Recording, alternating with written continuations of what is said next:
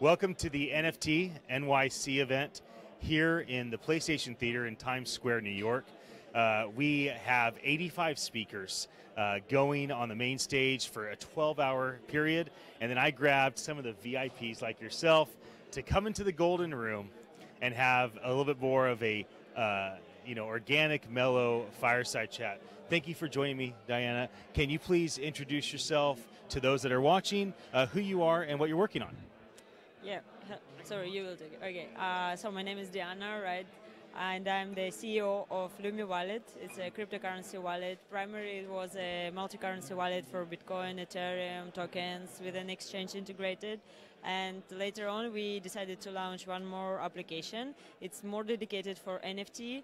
It's a Lumi Collect. It's called Lumi Collect, Ethereum wallet with a dub browser to play all these games, to use marketplaces, so it's basically the replacement of MetaMask, but it's a wallet for mobile. Yeah, and right now I'm running this project. We are trying to develop both of them, the multi-currency and the collectibles wallet. And right now I really believe that collectibles and game assets and all of these NFT are developing even more faster. So I put all my efforts. I really care more about Lumi Collect, and all this community, NFT community, is more patient. They're all writing each other. They're all trying to onboard each other on their projects. So I really like this time. Yeah. And where are you based? And do you have a team? And are you building a larger team? So right now we are the team of about 10 people. They're not all of them are full-time.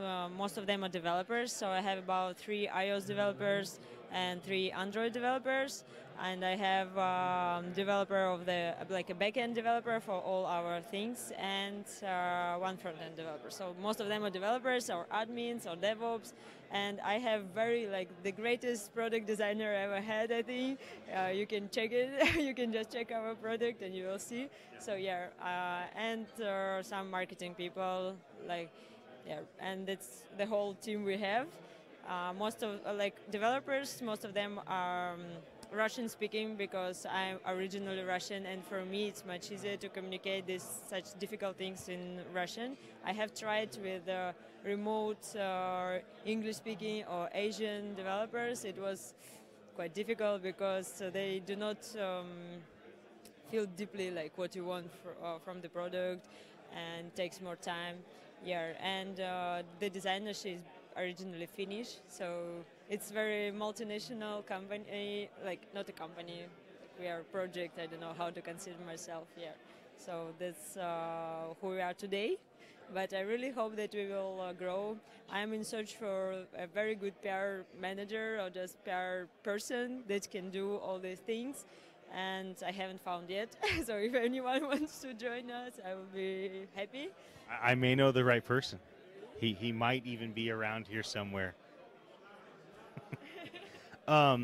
Tell me about what you want your company to become. What do you want your company to become in a year, in a decade? Do you want your company to last 100 years when you're gone? What's the dream for what you're building? So actually, I cannot really plan something for a year. It's very difficult in crypto. Yeah, usually I have some roadmaps for 3 months and 6 months, and for now, as I told you, we have 2 different projects. So I have different roadmaps for them. As for Lumi Collect, I really want to become an entry point for all users that use NFT. So, for example, how does it work right now? You need to have your private key to have all your tokens to store on it, and to communicate with marketplaces or with a game or with something, you need your private key to sign transactions. So I want to make Lumi Collect and Lumi Wallet a place or a product that all these projects will recommend as they recommend MetaMask. They do not really recommend it. That's the only option that they can suggest to their users. So I want to be the product that is really recommended by these projects to their users. Because this is really easy, 1 click and you're onboarded. You don't need to understand what is a MetaMask web extension and other difficult words for normal people. Yeah, so I'm really focused on to make a very easy user experience product for all newbies, for all advanced users that are trying to interact with NFT. So actually it can be like an app store for application, but it's like an application for all blockchain games, blockchain collectible projects, or even like ticketing systems on blockchain, or so everything that is connected to NFT. And for the Lumi wallet, the one that is basically multi-currency and the normal one, we really try to like integrate as many coins as we can. But now we are doing EOS integration, because I also think that EOS is very perspective one, and there are going to be a lot of dApps, and it can be the same, even better than Ethereum in this field. And so EOS is one of the main things that we are doing right now, because it takes time. It's really difficult to make it easy for users, because if you want to make an EOS wallet, you need to have EOS to upload it or to create it. So it's really weird. We're trying to make the process easier, the UX and UI for everyone, like your granny can understand it. Yeah, so this is our 3 months roadmap. But basically, I just want to be the best of the best on the market and to be this private key holder, the product that allows you to keep your private key. That is very important, essential in crypto, to keep your private key on your site and never share it with anyone. So it's, and I want to make it smooth, easy, reliable, trusted. So this is the thing that we are doing right now. I'm glad that you're part of the ecosystem. I'm glad that you're here. Thank you for coming to have a conversation with me. It was great to meet you. All right, everybody. We will be back. We're going to run a video and come back with another interview. All right. See you soon.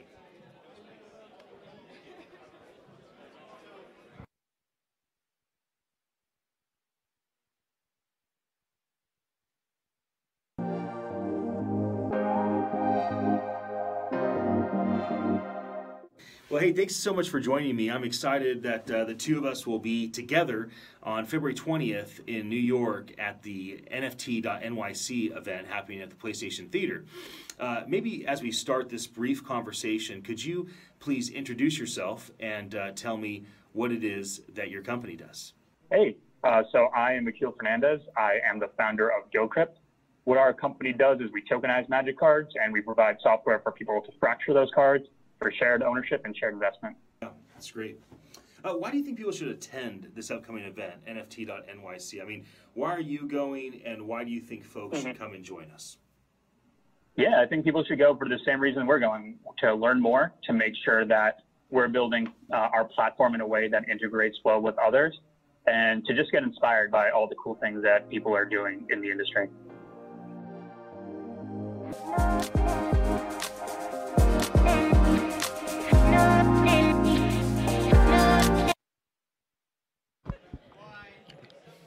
Welcome to NFT.NYC here at the PlayStation Theater in New York City, Times Square. I'm here with Karen with Auctionity. Okay. And she was one of our speakers here at the event, and I asked her to come into the Golden VIP Lounge for a brief chat. So tell us a bit about who you are and what you do. So I'm Karen. I'm actually the International Business Development Manager at Auctionity. We are based in France. That's a company who has been around for more than 5 years, and we actually have a great experience in the auction, applied to different type of product, and we decided to take that experience into the blockchain world and to create really an ecosystem around the auction to be able for gamers or artists and so forth to be able to sell the NFT onto our platform. Great. And how has this event been today? And how did it go when you spoke? Tell us a bit about your experience so far. It went very well. Actually, our panel was very rich. We were 6 people. Some of them were, I wouldn't say directly competitors, but more people who are complementary what we do, yet marketplaces. There were other people from other fields, like more gathering market data. So I think it was very well because it was giving an insight to the user what our marketplace and what can they do for them. Because it's still, a bit shadowish. Well, why should I list in my NFT and what for and what can I get from it? And different marketplaces have different tools how they can onboard users to really use blockchain game, for instance. So that was very good. And so far the event is great. I mean, it's crowded. You guys did a great job. Traffic all the time, so I'm really happy to be here, really. Well, we're happy that you're here as well. Tell me a bit about your role at your company. You said business development, international. Do you have a team? I do. We actually have a very, colorful team because I'm the least French that I'm French, but I have a Russian lady, which is taking care of the Russian-speaking market. I have a Chinese lady. I have also Italian lady and only ladies, and another one which is also responsible for any Spanish market.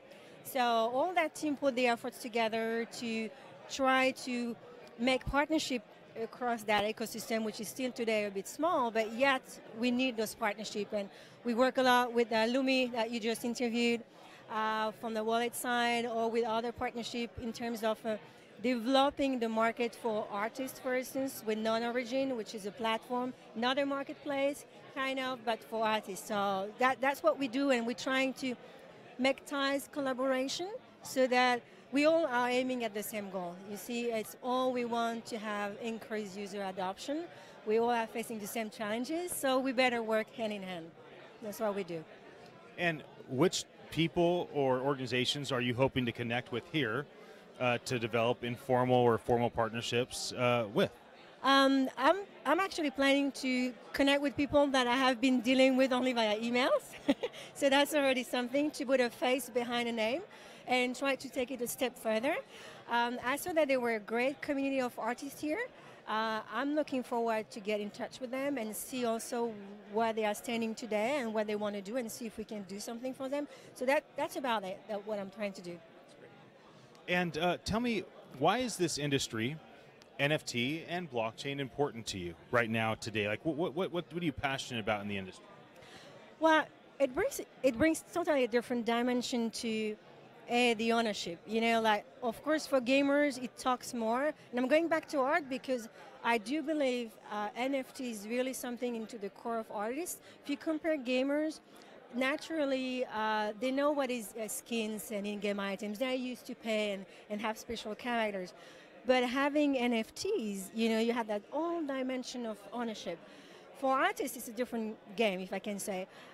For them, it's more like trying to reach out to the crowd a bit more a democratic way, so being able to reach without any intermediaries on the way, but also being able to prove, the provenance of the art, the authenticity, and all the traceability and the history behind. So that's a different, approach to the NFT, but essentially it's the same. It's a unique item at the end. Tonight I'm talking about, I'm doing the last talk.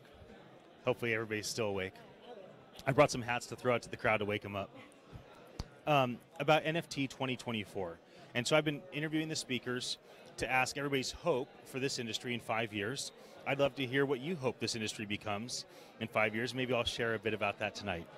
Well, we hope, since we are in the auction world, for us, our vision will be to be able to have any physical assets to be tokenized, and by sense become an NFT on its own. That's where we're.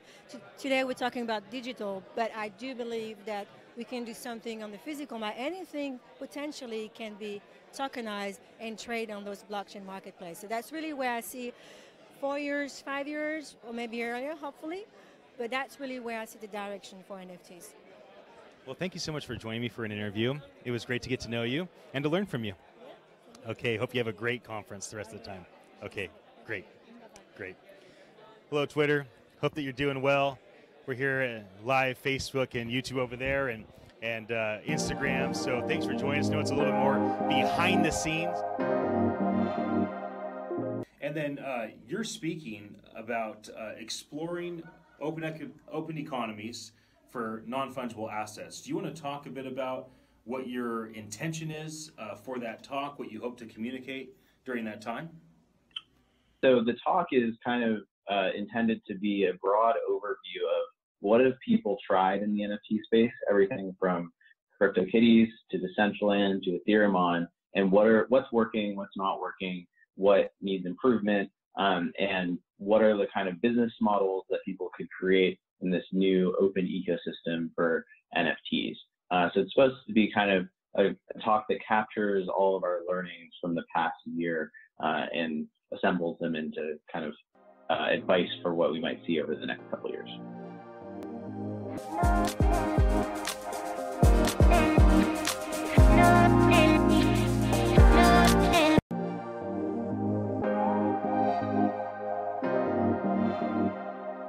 And then you're speaking about exploring open economies for non-fungible assets. Do you want to talk a bit about what your intention is for that talk, what you hope to communicate during that time?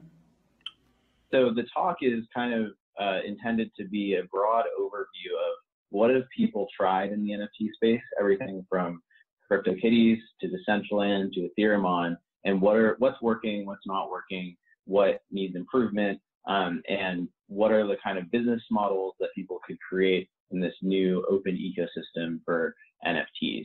So it's supposed to be kind of a talk that captures all of our learnings from the past year and assembles them into kind of advice for what we might see over the next couple of years.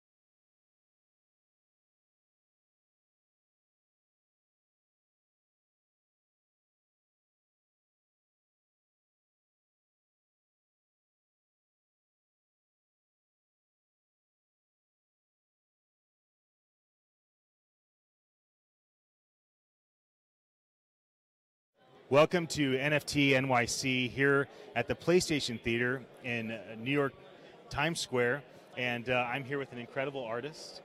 I'm so glad I saw your art. I'm like, wow, I have to talk to you. So I can't wait for you to share a bit about who you are and what you do, and then we can kind of talk a bit about where this might all head. So please introduce yourself and what you do.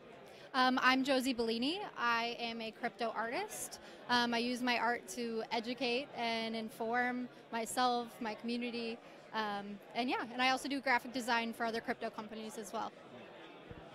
Tell me a bit about your experience that you're combining art now with tech and the emotions that are created with traditional art, joy, fear, sadness, hope, and then combine it with this tech and cryptocurrency, like that adds a whole nother element. So give me a little bit of a narrative of your story up to this point with art and blockchain. So I actually studied finance, and I worked in finance previously, which also led me to learning more about cryptocurrencies and what they are. But I've always had a passion for art and graphic design. So once I actually just started investing small things, Ethereum, Bitcoin, and things started to go well. And I was like, what's going on here? So that's when I really started researching, doing my due diligence on what these products were. And that's when I got really excited and realized there is a way to own your own money. It's not the industry that I used to work in. It's actually, this industry. And through my art it's a way that I can give back. It's a way that I can educate with different pieces. And that's kind of, I guess, the narrative of how I got here. And now anything that inspires me in this space, I'll make a piece for it. And it gets the community talking, what is this about? What is this about? And I can share with them what it means for me and what it could possibly mean for them. Tell me about what you're hoping to do in the near future. Like, what does the next season, the next year look like for you? Is it similar? I mean, do you keep creating these amazing pieces? And maybe you could show us kind of some of your pieces. And so why don't you show us some of your pieces and tell us about, like, here's what I'm thinking this season, this year. Maybe we can go a bit further out. So my two most recent pieces are actually pieces that are giving back to things that I'm passionate about. So my most recent that is actually not even released yet, it's being released next week, is this piece. The original is much bigger, but this is Ross Ulbricht, and I spoke with his mother, Lynn, who her life is dedicated to freeing Ross. He's connected with Silk Road and is currently serving 2 life prison sentences plus 40 years, which is absolutely insane. And he was just standing up for what we are supposed to be. We're supposed to be a free society. So this piece is made for him and their family, and all proceeds go to helping fight for his freedom and the lawyer fees and things like that. It says land of the free in the background, but the stars of our flag are fists that are cuffed, which is what's happened in his case. And then also the piece that I made before that is this piece here. This one is really special and dear to me. It's my good friend from Venezuela, Mariana. She is in the U.S. on political asylum because of what's happening in Venezuela. There's the burned bolivars in the background, the Bitcoin white paper showing through, and then here she is with her gas mask and the Venezuelan flag. And this one is also giving back. It's all proceeds, 100% go to Venezuela. And then other pieces I have, they're all related to other cryptocurrencies, but in this next... Why don't you hold the microphone and I'll hold the pieces, and you can kind of explain them. But yes, so those 2 are my charity pieces, but the other pieces are crypto-related still, but for different meanings. This one in particular, it's probably one of my most popular pieces. The title of it is Filter. And as you can see, there was real in the original, real cut-up money in the background. And she has a Bitcoin gas mask on with Bitcoin white paper in the filters. And she's filtering out the fiat. She, which was my personal meaning, is taking control of her financial future by owning Bitcoin and actually owning her money. So that's what that one means for me. They all sort of mean something different. I don't know if you want me to go through all of them. Yeah? Okay, cool. This one is a really cool piece. It's based on Monero, and which we know is a privacy coin. So that's kind of why she has the and the Monero symbol is actually blocking out her eyes, which is what we do to block out someone's identity. And then in the background, there's jaguars, which for me just represent a really powerful, shrewd, private animal, which is why I chose it for Monero. And I just love the colors in that one. This one is fun. This can be taken 2 ways. The name of the piece is Acceptance. So you already know how this will end. And she has the Bitcoin logo right there dripping down her face. And for some people, it looks like, oh, she just got beat up and Bitcoin isn't going to last, which it's awesome that they interpret it in their own way. And for me, it's showing the fight. And for me, I know how it'll end, and I know that Bitcoin will be used in the way that it's intended to, and it will get a lot bigger than it is already.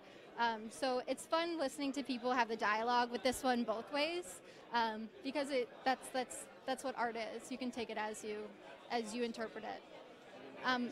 Yeah, this one is last, but also first. It's the first piece crypto art that I made in 2017. And she is wearing a mask that has a bear with bull horns. So it's a bear and bull representing the ups and downs of the market.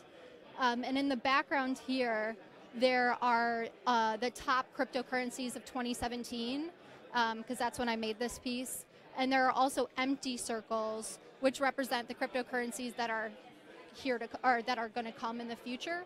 But the fun part is there's also cryptocurrencies that we don't have anymore. So it was like a time stamp. You know, there's BitConnect on here because it was a top coin in 2017, but as we know, it doesn't exist anymore. So that one is just kind of like a cool first timestamp of my art and also the market when I got into it. Tell me about your shirt. Okay, so yeah, my shirt, this is based off of my piece Filter. So it's just kind of a different variation of it. But I sell my shirts on my website. I also sell shirts of this piece as well, which, like I said, all gives back to charity. But I sell shirts and I sell archival prints of all my work. So yeah, and if any companies are looking for some cool murals, I'm looking to do stuff like that too. So that'd be pretty cool. Do you do collaborations with other people? I've done commissioned work, which is sort of collaborating with different companies. Of course, I like to vet and do my research before I partner with others, but the one for Ross was a collaboration. I'm definitely up to that, even collaborating with other artists as well. That's great. Talk to me about like 5 years out. How would you like to see you as an artist and you as an entrepreneur and a creative? Like, how would you like to see your journey in 5 years? And how about the industry as a whole, like crypto art? I think the industry as a whole in 5 years is going to be drastically changed, but in such a way that people aren't really going to know that they're using cryptocurrency in these systems, but they're going to be using them, especially like we're here with gaming. Like, I mean, my friend Marguerite with Plasma Bears, like, you know, you're online playing this game, you don't even know that you're connected to the back end of it. So that is a way that I think adoption is just going to be, people are going to be adopting and they don't even know they're adopting. That's what I expect for the market. For me personally, I mean, I would love to evolve with wherever this space takes me. Like I said, I do graphic design for cryptocurrency or for blockchain companies as well, but my main focus is my art. I would love to do more with that, go to more conferences, do actual collaborations with companies in their offices, anything that can kind of just make a big impact and also like raise the question to anyone looking at it. And yeah, provide some sort of answers or some sort of conversation starter. Well, I would love to collaborate with you. I have ideas. I'm like, I saw your eye, I've been thinking of all these ideas. Oh, we could do this, we could do that. So we'll see what comes of that. Thank you for joining me and for sharing your art with all of us. How can people purchase your art, get a hold of you, follow up? I am on Twitter. My handle is @JosieBellini. My website's josie.io. And then I have an Instagram too, it's @josie.io. So those are the best ways. And yeah, you can, my DMs are always open. I answer those really fast, so just let me know. Thank you for joining me. It was great to get to know you. Great. Goodbye, other social media places. We'll be back soon. We're on a video.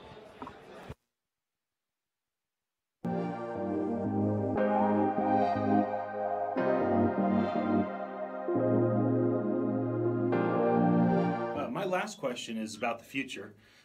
So your chance to put the futurist hat on for a moment and make a guess about what could the non-fungible token market, economy, whether it's enterprise or consumer perspective, what could it look like in 5 years? I always kind of subscribe to the advice that people tend to overestimate how fast things will happen, but underestimate the impact of new technologies. I think what's really novel in this 5-year time horizon is the fact that for the first time we kind of own our digital stuff. And that has huge implications for digital game economies, virtual world economies, things like that. So I think we'll see a lot of experimentation in that area.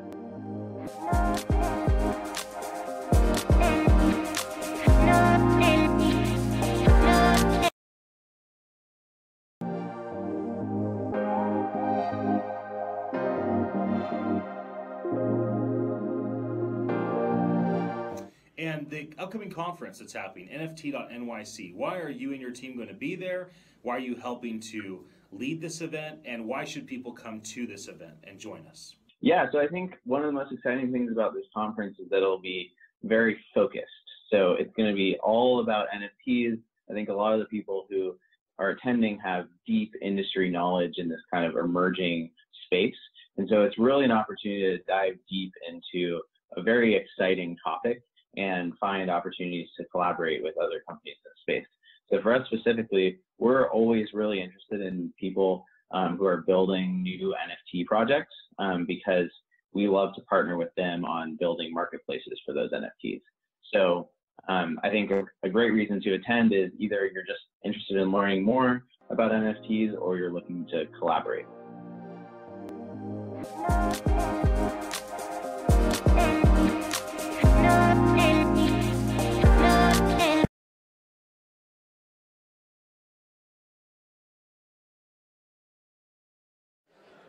Welcome once again to the Golden VIP Lounge here at the NFT.NYC event at the PlayStation Theater in Times Square. We've been having a blast. There are 85 different speakers on the main stage today, and it's a 12-hour event nonstop. They have like a 35-minute lunch. I'm here with my new friend. What's up? Thank you for joining me. Yes. It's good to see you. Here? We're just talking to each other. They can listen, they can watch. We got Facebook and YouTube right here. We have Instagram and Twitter. You know, we're having fun, creating some noise about the industry. So why don't you introduce yourself and the game that you're creating? Yeah. So my name is Preston Atterbury. I'm the founder of Block Cities. Block Cities today is a set of architecture collectibles. So we model real-world buildings, and we allow users to create their own buildings. In the future, it'll be a full-blown city building game. So thinking SimCity, but with non-fungible tokens, an ERC20 token for payment, and a lot of other cool stuff. Awesome. So how are you inspired to go this direction?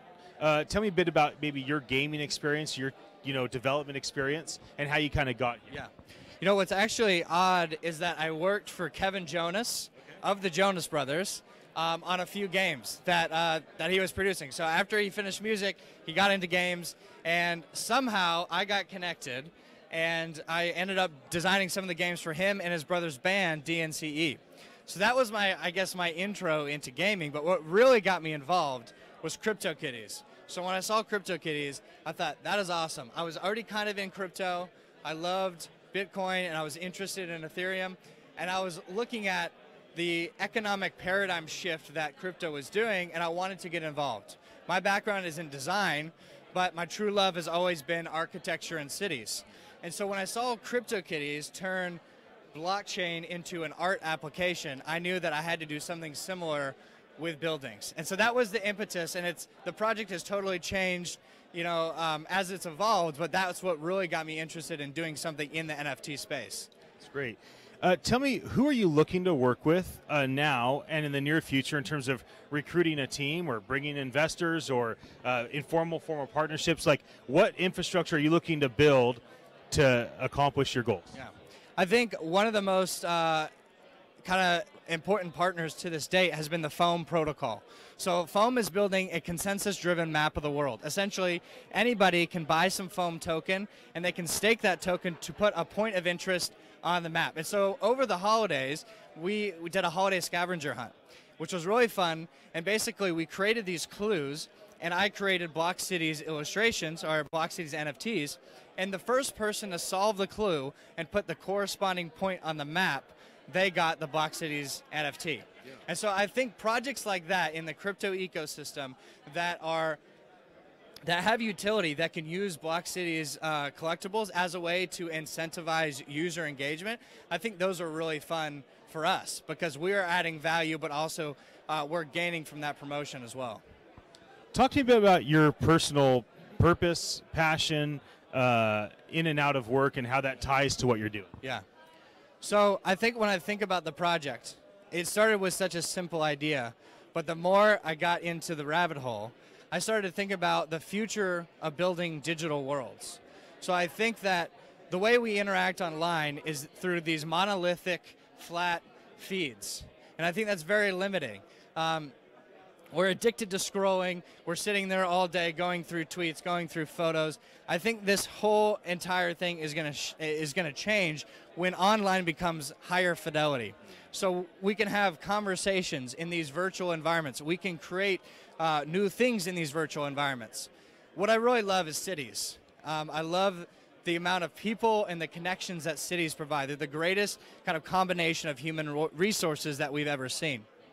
And so when I think about cities and I think about digital environments, cities are so impactful, but you have to physically move there to take part in the network benefits.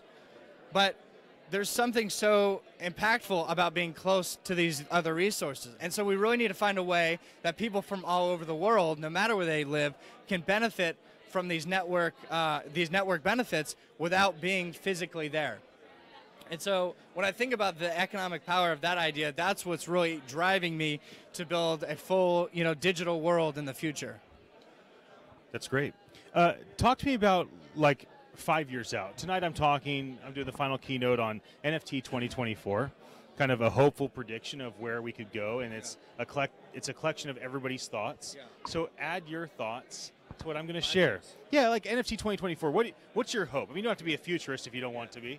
You can put your futurist hat on if you want. I'm a fake futurist. Yeah. I'm not a scientist. I just study culture and have hope and then try to build things that will get us there. But so talk to me a bit. 5 years. I think that a lot more people will have wallets. I think a lot of people have Coinbase accounts. They might not have a Coinbase wallet. So I think that a few things will happen on the payment side. It's really hard to get started right now. So there will be, free-to-play games coming to market where you don't have to pay anything. I think there will be games that have USD on-ramps built in. We'll have wallets where people are already they're already holding their collectibles, or they're already holding Ethereum, and they're ready to go onto these games. I think that as that gradually increases, as that adoption increases, then games will be able to just build right on top of it and have a fresh start from the onset. Awesome. And how about 100 years out? You and I may be gone, but we may have descendants. Where does this go, generation after generation, as it really matures? What's your vision for blockchain, NFTs, gaming, building in virtual worlds? Like, how far can you see out? Yeah. So honestly, I think in terms of 10 and 20 years, in terms of block cities, the 20-year goal for block cities is to have a digital city where anybody can partake, anybody can start a business, anybody can mob around the city on a go-kart or whatever, have fun, and build in this user-generated world, and all of that is undergirded with NFTs. And so I think the future for all kind of digital communication and digital assets, I think NFTs have to be the infrastructure. I think those will always be there. They'll be abstracted out, just like we've abstracted out servers. No one worries about servers. It's just on AWS, And developers don't worry about it, and consumers definitely don't. They probably don't even know that exists. And so I think in the same way, blockchain will always be there, and these non-fungible tokens will undergird these digital assets. And people might not even know it, but they'll be able to benefit from what NFTs provide in ownership and tracking. Thank you so much for joining me. Yeah, for sure. It was fun to get to know you and having you share with everybody. Yeah. All right, good. Sweet. Awesome. We'll be back. We're going to roll a video. Be right back. Be back, Twitter and Instagram. Thanks for joining us.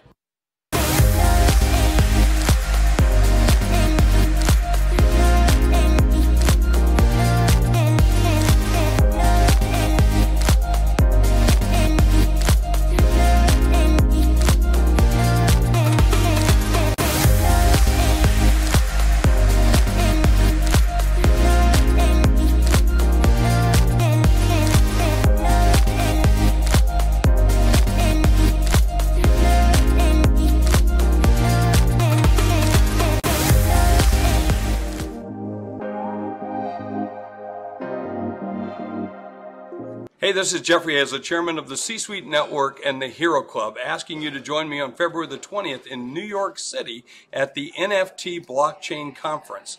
We'll be talking about currency for recognition. At least that's what I'm going to be talking about. I lead the Hero Club, a group of trusted C-suite leaders, CEOs, and founders of companies who care about key values. And we're going to be using NFTs in our business every single day to recognize those people in our operations. So I'm going to be talking about how we're going to be utilizing that, how this industry is still in its infancy, because it's in baby stages. You know, I used to lead Eastman Kodak as the chief marketing officer, and I bought over 250 companies in my career, over 25 billion. And I can see a good thing when I know it, and I see it right now. And this is one of those, because in an age of fake news, an age of counterfeiting, an age of things not being real, it's great to be able to trust those things that are going to be passed from person to person, and NFT is going to be one of those things that we're going to want in our future. So I'm excited to learn from other experts that are going to be there, and I'm excited to be able to share with you what I think we're going to be able to do with it in our Hero Club and with our C-Suite network. So join me on February the 20th in New York City.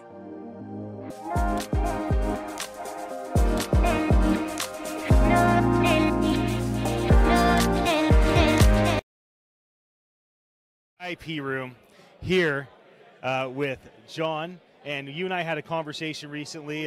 It was digital, so we've had two conversations, both recorded. One day we'll just have coffee without a camera. And so I really enjoyed that conversation. I wanted you to come again and just talk a bit deeper about some of the things that we discussed, this conference, this industry, where things are going. For those that don't know, which would mean they probably have no idea about sports, give us a little background, like, you know, Comic Book One, your experience with ESPN and how you kind of got here. So my name is John Kozner, and for 20 plus years I was at ESPN. The last 15 I was in charge of digital and then digital and print media. So I have a background in mainstream sports and technology, really the intersection of sports, media, and technology. And when you worked on the internet as early as I did, you see new trends, new stuff coming. And so upon leaving ESPN, I really gotten immersed in all sorts of emerging technologies, including blockchain and now NFTs. And what's so exciting to me about what's going on at this conference and what's possible for sports fans is really an enhancement of the fan experience. Today, if you're a league, if you're a team, if you're a player, you don't know who your audience is. You don't know who the fans are. And if you're a fan, you can't interact in the meaningful way that you would like to, or be incentivized that your fandom would inure more to your benefit. And what's been your experience so far as you've transitioned to be independent, and as you've gotten more and more involved in blockchain and now NFT? Like, what's the experience been up to this point? Like, the culture, the people, the focus on or not on monetization, making money, the focus on community, or the focus on individual. Like, just what's your vibe in this space? Well, it's inspiring to be around the young entrepreneurs, and I've always felt like there's a Moore's Law in effect, and it just seems to be accelerating. The kinds of things that I focus on based upon my experience, I believe can be helpful. What is the user experience? How do we explain what we're doing? Who's the market for these new products? The ingenuity that I have seen just this morning, again, continues to be, practically mind-boggling. We just did a panel on sports, and one of the entrepreneurs, not only are they coming up with avatars for their NFTs that would attach to players, but you can view these avatars using augmented reality. As a matter of fact, the avatars can compete with each other in augmented reality. But what's really going to drive this mainstream is when the concept of the NFT doesn't matter. It's like, I love my AirPods. My AirPods are made possible by Bluetooth. I love my AirPods too. But they're made possible by Bluetooth technology, but that's invisible to me. So when we're able to roll these products out, and people don't really care what the technology is, they just like what it makes possible for them. How's the experience been here at this event? What do you think an event like this will be like next year? If Jody and Peel Browser and OpenSea do a NFT 2020 event, what do you think will be different a year from now in kind of a gathering to where it is now? Well, I'm astounded how many people they got here and the caliber and quality of speakers, and they did it without a cent of marketing spend. So, you know, it was your videos. I guess. So, I mean, Ian, you know the power of just the community to spread the word, but I think next year they will take this base and people will be invested, and as they're able to spend more, I think it will be twice as big next year. And they're eventually going to be able to segment this out. There'll be panels on just gaming, for instance, you know, or law or whatever. You know, Olympics is a huge sport that's international, worldwide. What do you think Olympics 2024, how might that be impacted by NFT? And what if you go out to 2100? Like, talking about sports impact through blockchain, non-fungible tokens, 5 years out, 100 years out, like, what are your thoughts? When I first started getting interested in the Olympics, I discovered that pin trading was huge when you were at the Olympic location. So imagine a world of digital pin trading where so much is possible and you can attach yourself to the athletes, the countries. It just takes it in a totally different direction. One of the panelists this morning, Michael Anderson, his company called Hashleets, made the point that typically a collectible degrades, it diminishes over time. But the right execution of the NFT, where you can embed video and data and connectivity and events, that can only enhance. So to me, what's super powerful is we have a mechanism here to incentivize people and reward them for the kind of things that they want to do anyhow, and then ultimately, in a big picture, to pro-social activities. I believe that we will ultimately make some progress on global warming through efforts like NFTs that incentivize people to do pro-social things. So the Olympics is going to be spectacular. In 2028, they will be here in Los Angeles. So, you know, we're going to see, we'll see probably early examples in Tokyo next summer, but I think by the time you get to Paris and then to LA, going to be very, very big. You know, maybe the last question I'll ask you is about what is it that you're looking for? Like, are you looking for informal and formal partnerships? Are you looking to do business development with certain people or make investments or become a vendor to certain types of companies? Like, what are you and your media company, what's kind of the goal, not just today, but this next season? I'm looking to learn, and I'm looking to meet entrepreneurs who can deliver products in the near term and who have an understanding and belief in the user experience, being able to figure out the market for their products, so that we're not just talking about ideas, we're beginning to roll products out and learn from them. And there's a lot of directions to go. We're actually in the early stages of what sports and technology will be. It's really, really good. And final is esports, because your world's been physical sports. Of course, there's an esports element, but esports has become such a huge thing. What are your thoughts and insights on esports today and where it's going? Esports is huge, especially huge in Southeast Asia.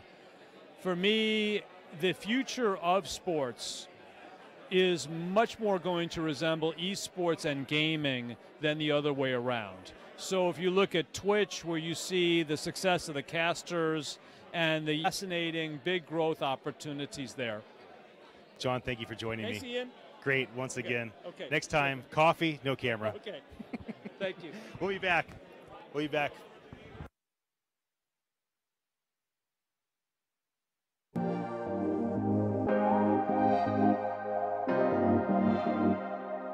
One of the questions I've been asking people is, if you could define NFT for me, what is a non-fungible token? What's your definition? How would you phrase that to somebody that does not know? Yeah, so I would say an NFT, specifically a blockchain-based NFT, is any sort of thing that you'd like to represent as a unique blockchain-based asset. So the range of stuff that you could represent is actually pretty wide, but it is separate from a currency, which is something that Each unit is interchangeable. We're talking about unique digital items.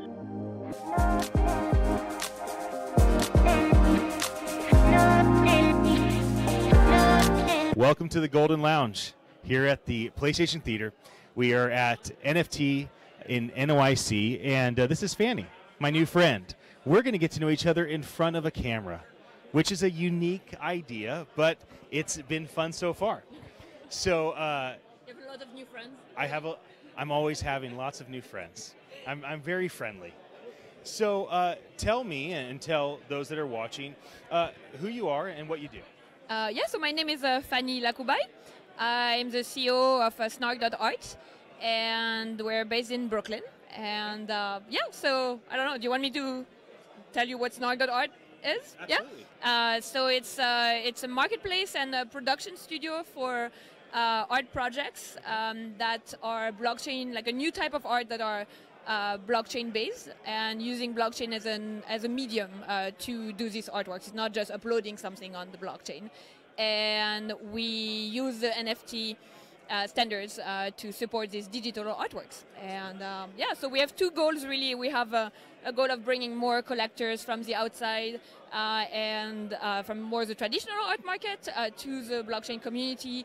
And that's why we work with established artists and curators so they can bring their following with them, kind of the top-down approach, if you mind my jargon. And then really the target is still the crypto community. They've shown a lot of interest in collecting crypto collectibles, crypto punks, crypto kitties. So art seems kind of the next step. And that's why we call them experiments, because it's never really been done. So we're trying to see what they're interested in. And because the art market so far, if you ask someone here if they care about the art market, they're going to be like, why? Should I even care? They really failed to attract this new generation of millennials and tech-savvy people. So, that's our goal and exciting way to develop the digital art market. So. Now, do you know the artist that's displaying their art, the crypto art over there, or Marguerite, who's involved in crypto art? Yeah, I know Margaret a little bit, but more offer, and hope that today, it's very easy to get conversations going with people. I don't know this specific project, but the art and blockchain family is kind of a very small and sub-family of the whole blockchain, and then NFT, and then art NFTs. So it's we kind of all know each other and now know the projects, all the conferences. We're hey, Judy from Data.NYC. We're always we call each other the panel sisters because we're always on the same panels together. But it's amazing because we're really trying to build a new market. So you have projects that are for emerging artists. We're trying to bring more established artists to really build up a market. The technology is here. You can have scarcity, provenance, authenticity, but the technology is not going to build a market. Let's face it, it's never been done. But so we're contributing our little share to that, and And so, tell me about your team today and the team that you would like to create as you continue to grow and thrive as a company. So we have a core team of 4 people, 2 co-founders, Misha and Andre, more on the technology and the business, and Ing and I were more on the marketing and development of partnerships in the sales, but also the partnerships with artists and curators, because we believe that at this point we need to have the taste of curators to define the next projects. CryptoPunks team, actually Matt and John are on our curatorial board, so that's also very exciting, along with people from the art market. And so far we're really the big need and the thing that we're trying to develop is partnerships with more technical platforms like OpenSea, other wallets, and the development team to the product team to really be able to do many more projects, because many artists are interested, very established artists, but we just have to develop it. And our first artist is actually going to present this afternoon her piece that we did with her. She's a video artist, and it's going to be a screening. So when everybody's falling asleep with all the talks, we're there's a video, and it's an amazing work of art, and it plays with concept of blockchain. People have been really receptive to it. So yeah, more you know, we don't expect like huge growth, but like really project-wise and interacting feedback with the community. I think it's, you know, essential. So yeah. And should artists reach out to you and your company directly, or are you looking to have relationships with art buyers, or both? Like, who would reach out, who would go to snark.art and kind of engage with you? So right now it's more like the collectors. So our first project, actually, surprisingly, we had like 80% of our buyers coming from outside of the blockchain community. So they had to create a wallet. So it's like very interesting. Like we had a lot of customer support to do as well, but we use deep links and very simple ways for them to get their artwork. So it's mostly like the collector crowd who is coming to snark.art to discover these pretty amazing projects. Because we're such a small team and we're really trying to build up more like established art projects to get people to come with the artists. We don't open yet to submissions from artists, and we hope in the future, but it's all a little bit later down the line. So pipeline is pretty full, so it's going to be very exciting this year. How would you like to see the crypto art community and the NFT integration grow and thrive over the course of the next 5 years? Tonight I'm talking about NFT 2024, kind of the collective 5-year predictions. I've been asking all the speakers so I can tell everybody what everybody else thinks. So add to that. Help me understand, what is your hope, what is your prediction, what are you driving toward and trying to build in the next 5 years? Yeah, I think it's, so we're looking at like the art market is a very small market relatively to other applications for NFTs, like relatively to real estate and gaming even. But right now what's exciting is that you have big actors who actually are looking at digital art. I've been in the art market for 10 years. Digital art is peanuts, like there's nothing happening. And now with blockchain and new actors and new platforms and everything, you actually have things coming up. And Christie's is hosting a blockchain and art conference every year now. We have Philips Auction House that just partnered with a digital art company called Data Edition. If you ask me, it's like I want like this, even to talk about digital art. And yes, it's backed up by blockchain and everything, but nobody has to know that. And I wish for the day that we can work or develop our own like wallet that like doesn't, you know, like that doesn't go through MetaMask and or like a much simpler experience. And I think this is all these elements that we're trying to work with, and everything. It's all about timing, right? So it's all has to come together for that to happen. But yeah, I wish also for more conferences when you talk to people from the outside. So we're trying to do a digital art fair in May. Where at? In New York, and so to get more people to come, who would go to another art fair, like, you know, Freeze or Armory Show, and they're kind of like, oh, this is new, this is digital art, let's see it, and get into a little bit of blockchain, but really should not talk about NFT, or we should call it something else. But yeah, so that's kind of the hope, is to not talk about NFT anymore. But we will always talk about it. But even if it is NFT, maybe it's not the right brand. You know, it's yeah. The branding is like, it's the name, the technical term, but it's like, sure. You know, it's like HTTPS is an actual check mark. Right, exactly. Well, thank you for joining me. It was fun to get to know you. Thanks. I'm very interested in the crypto art market. I'm thinking I'm going to do a crypto art event in San Francisco, either at Twitter's headquarters or DocuSign or NASDAQ, where I do events. So that'd be fun to talk with you about. Good. It was great to meet you. Okay, great. We'll be back. We're going to roll a video. We'll be back soon. Bye.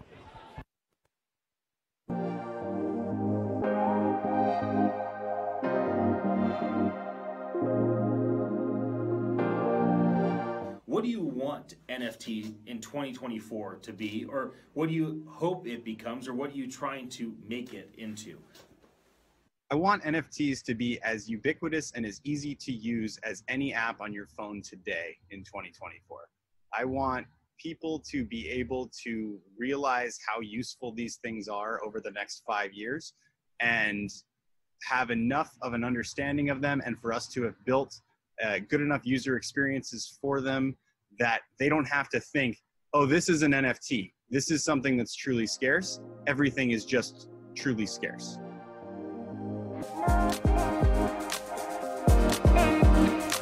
No.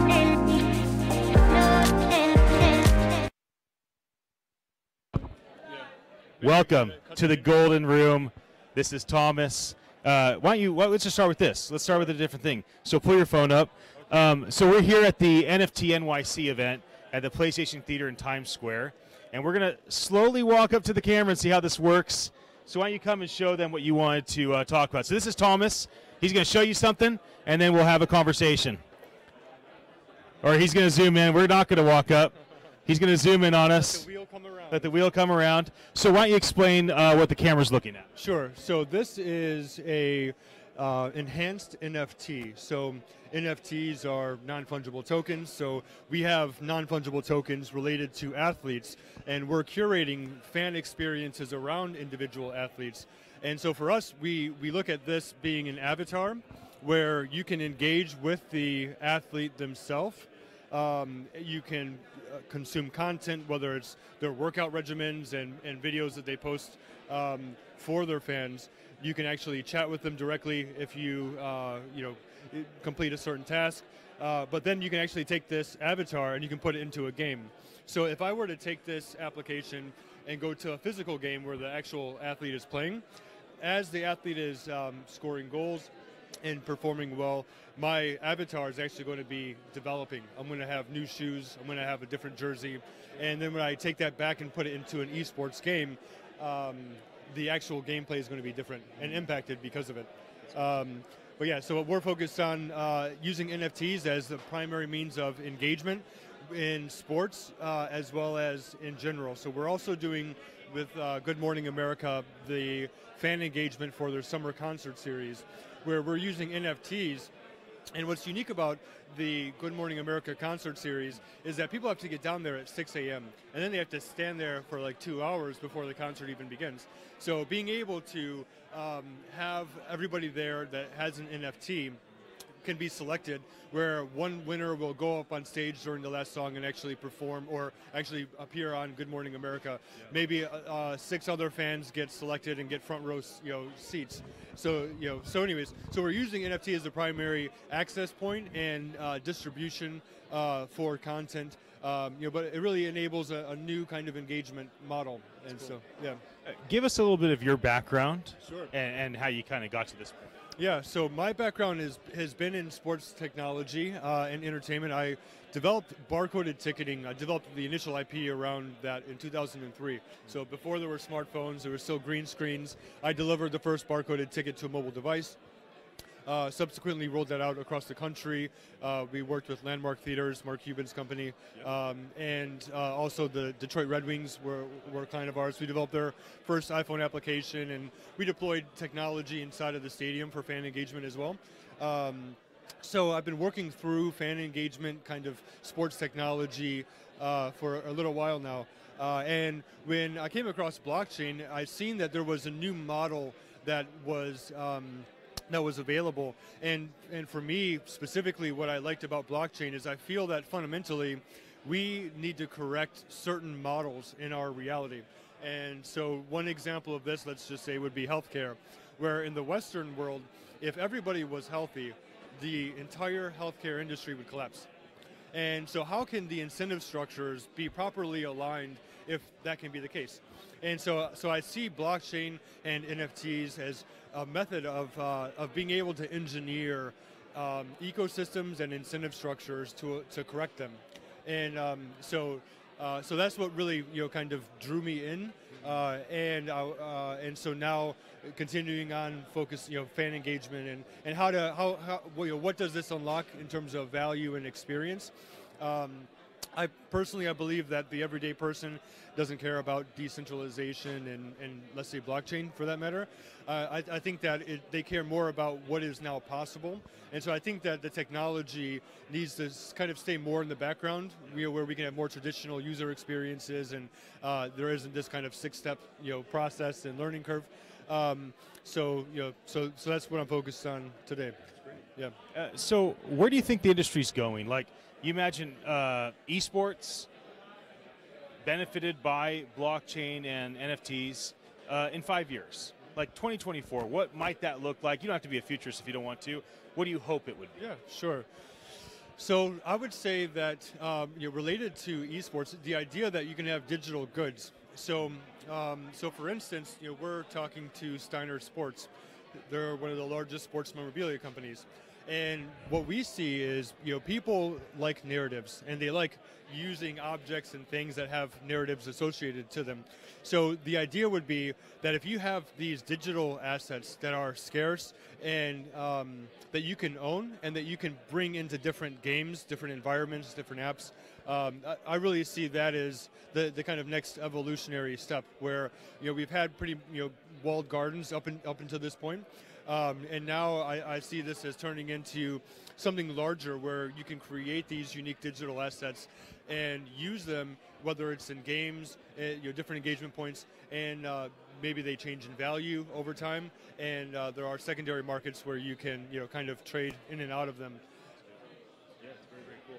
Well, tonight I'm talking about NFT 2024, kind of collecting the different speakers' predictions or hopes about what would be, and so I'm glad that you got to share that with me. Yeah. How would people maybe connect with you, or who are you looking to connect with as we kind of wrap up our interview? Sure. So we're focused on engagement through NFTs and correcting fundamental models with blockchain. So I'm on LinkedIn. You can search Thomas Emanuel, Twitter and Instagram, T Emanuel. But yeah, appreciate it. Look forward to your talk later too. Right on. All It's right. great to meet you. Yeah. Take care. Okay, good. We'll be back and roll a video. See you soon.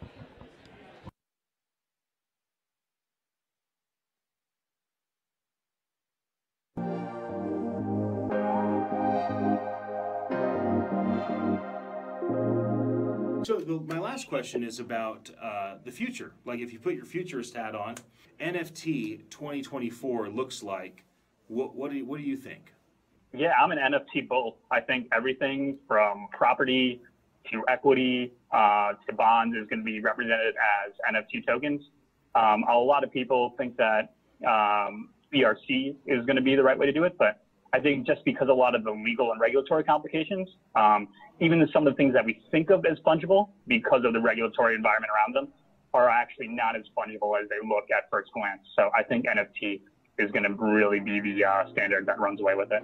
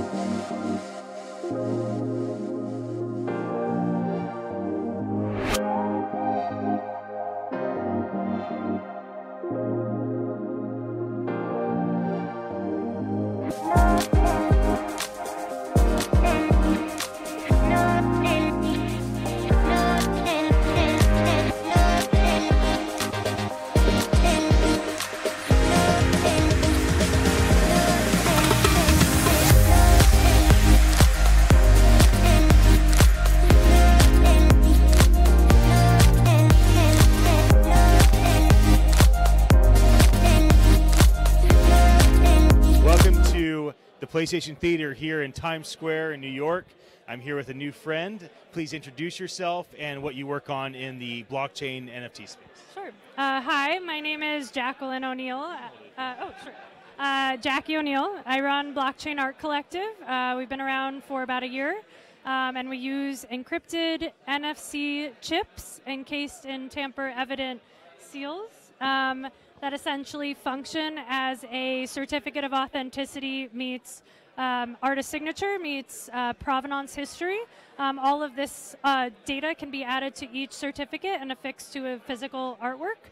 And then all of that data is then relayed to a permissioned Ethereum family blockchain currently. and our goal is to be building out in a decentralized exchange on a public blockchain. And so we launched our MVP back in September, and we're working with about 30 artists and a gallery now. That's great. And so how is this application? Do you forge formal partnerships? Is it informal at this point? Is there a payment? Like if an artist sees this and says, I love that, I want whatever she's talking about, what do they do? Sure. So right now, people can buy a starter kit on our website. Each certificate costs about $10. And mostly we're working with... Like $10 per piece. Yes, $10, but each starter kit comes with 2. And so mostly we're working with contemporary living artists just because they're the easiest to create a secure chain of authenticity because they can vouch for themselves. And then we're also working with testing out with a gallery right now who's basically authenticating on behalf of artists.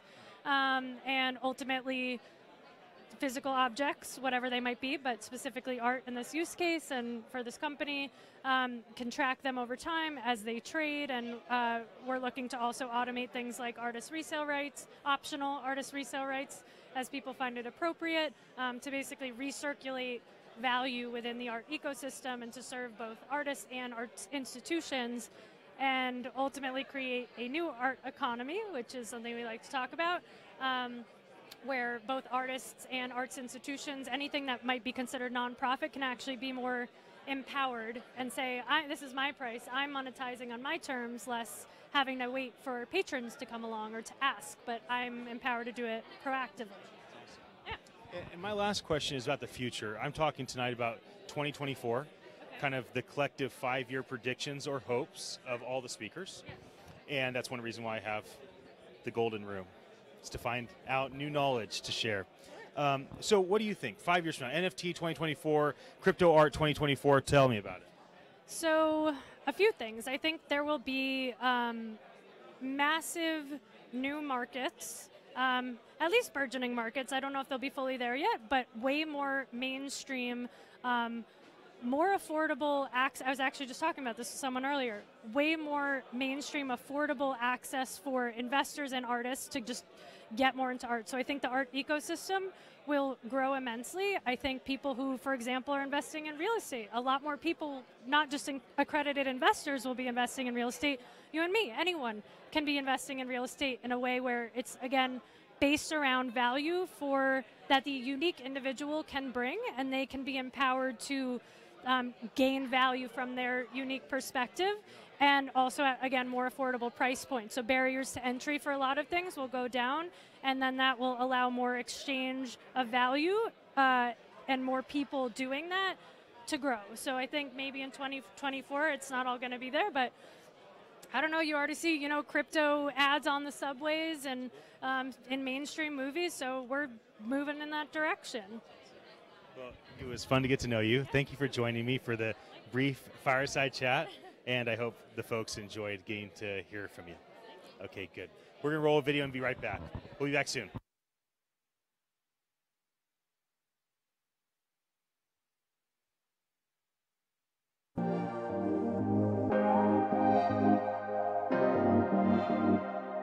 NFTs are exciting right now because they're in their infancy. Like, we've only had NFTs really for under a year at this point, maybe a little bit more. Whereas the crypto space itself is much, much older, and it's a much more mature space. So a lot of people who talk about the cryptocurrency world, talk about how they missed the boat. They're like, oh, I didn't get in early enough, right? It was so much more exciting back then when the idealists were there, when the original ideas were coming out, we were still arguing about the finer points of Satoshi's white paper. That's where NFTs are right now.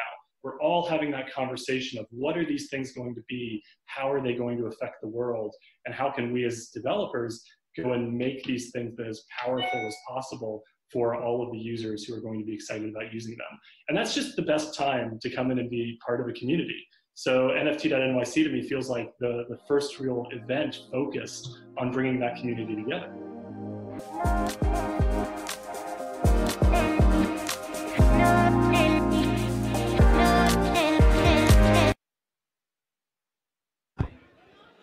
Welcome to the VIP Lounge here in the PlayStation Theater in Times Square at the NFT.NYC event.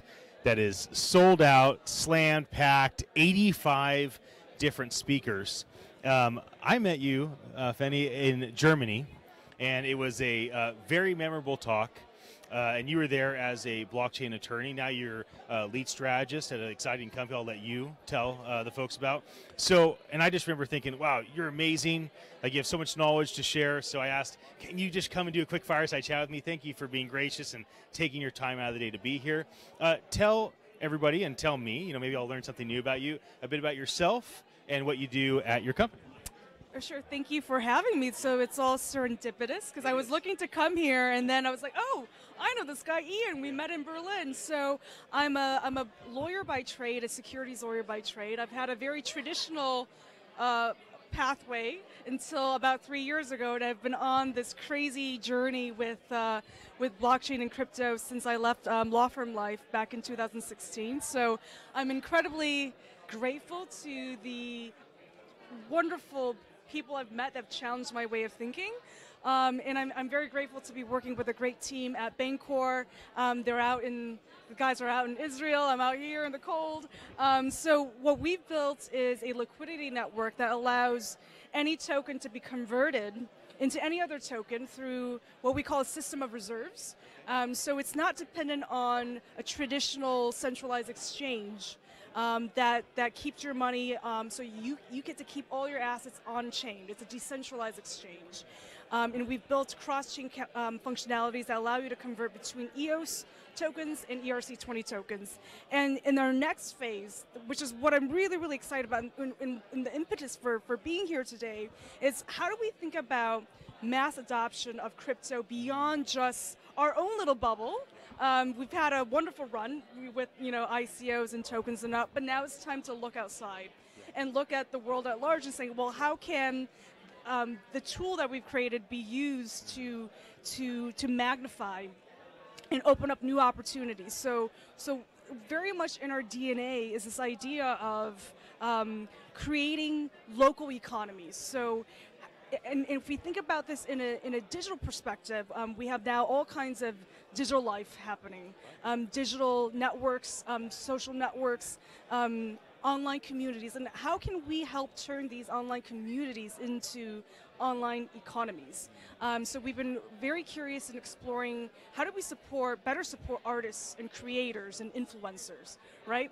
At the heart of this is very much an individual's ability to say, look, I've got something to give to the world and I don't have to work for the man to do it, right? And so now, more than ever, we have this peer-to-peer access to the world to fund our endeavors, to create support. So how can we introduce blockchain and crypto as a mechanism to better align the incentives? So if you're an artist and say, look, come and support what I'm doing, and in return you get a digital collectible, right? That's my art. That is my art. It doesn't represent my art. Is my art. You get access tokens to content, or there are ways in which I can pay you. You pay it forward to me, and I can pay it back to you. So if I'm a band, and you support me early, and then I get signed on for bigger gigs, is there a mechanism by which I can reward my early supporters for some of that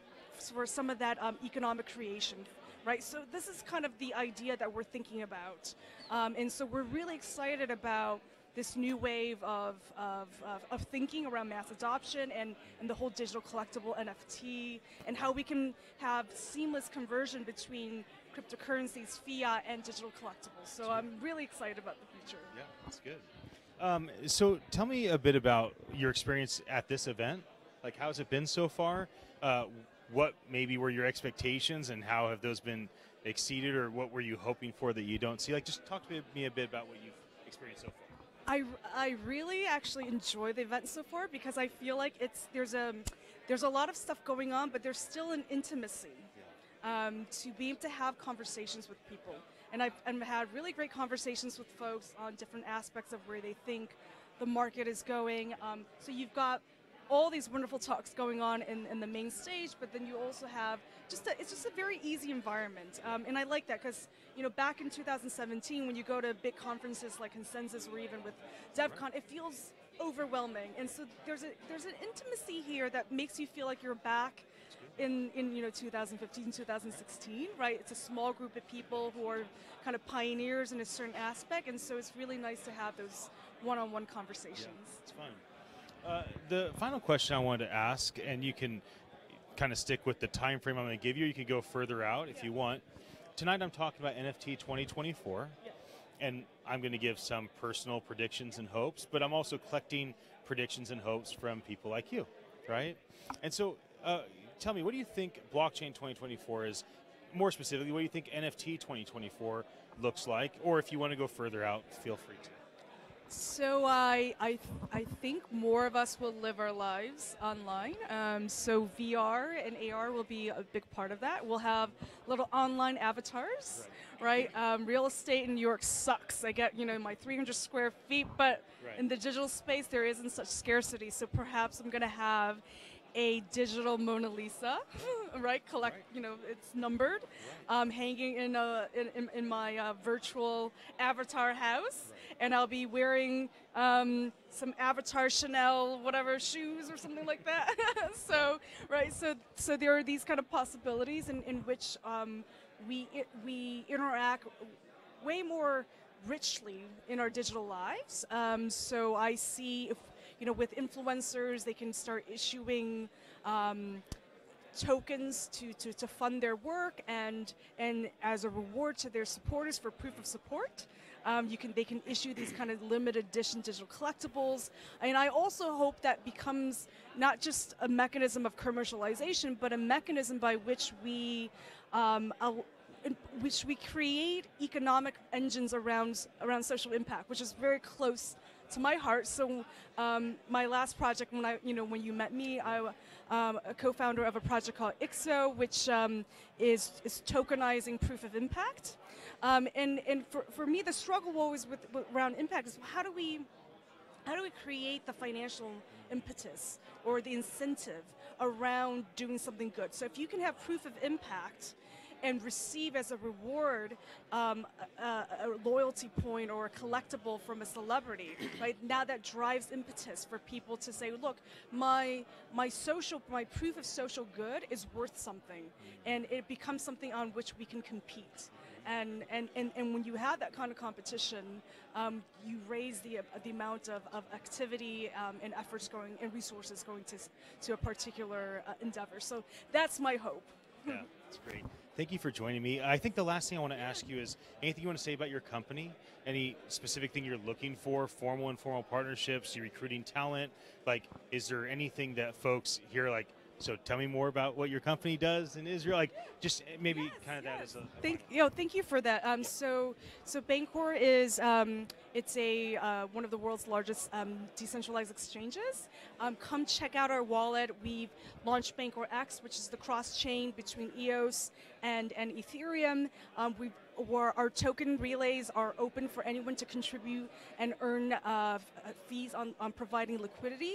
So be part of our network and be part of exciting things to come in terms of bringing crypto to the masses. Yeah. Awesome. It's great to interview you. Awesome. We'll be back. Roll the video. We'll be back.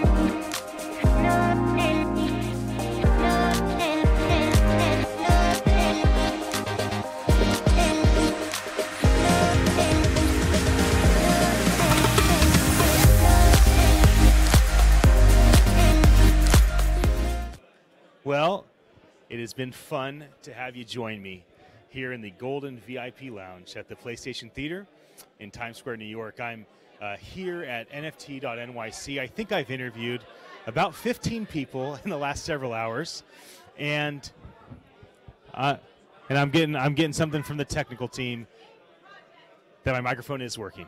False alarm. So we're going to do a giveaway. I'm giving away this NFT hat. So leave a comment, share, like, and we're going to do a randomizer that gives away this black NFT hat as well as this white beanie. So I'd love for you to be the one that wins this cool NFT gear. I've had incredible conversations with really great leaders in this space, and I'm glad that you could be a part of that. We're going to take a break during lunch. We'll be back in about 40 minutes, and I'll have another, I think, 12, 13 new fireside chats, and then we'll take another break, and then we'll go into the evening. So this is a 12-hour event, 85 speakers. I think I'm going to end up doing about 40 interviews in here myself, and then I'm the final keynote speaker on the stage talking about the future. NFT 2024, what does this industry, this blockchain industry look like in 5 years? So again, thank you for your attention. I truly appreciate it. I hope that you're enjoying this. I hope that we've made you laugh and made you think and maybe caused you to consider, how you can be a part of this ecosystem. And so I look forward to having you join me again as we come back after lunch.